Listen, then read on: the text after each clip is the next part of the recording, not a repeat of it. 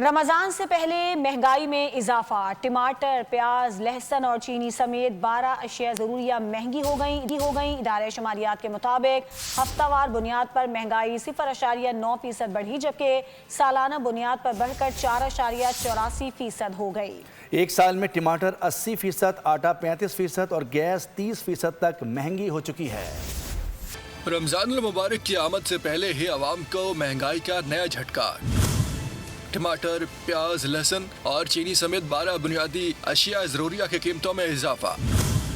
ادارہ شماریات کے مطابق مہنگائی ہفتہ وار بنیاد پر 0.9% بڑھی، جبکہ سالانہ بنیاد پر مہنگائی بڑھ کر 4.84% تک جا پہنچی۔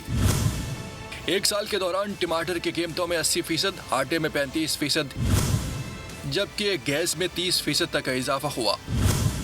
گزشتہ ہفتے ٹماٹر 12.78% مہنگے ہو کر اوسطاً 111 روپے فی کلو فروخت ہوئے۔ پیاز 70 روپے اور لہسن 464 روپے فی کلو تک جا پہنچا۔ چینی کی اوسط قیمت 156 روپے رہی، جبکہ ڈیزل کی قیمتوں میں بھی 4% سے زائد اضافہ ہوا۔ تاہم آٹا، انڈے اور دال مسور سمیت 13 اشیاء کی قیمتوں میں معمولی کمی ریکارڈ کی گئی۔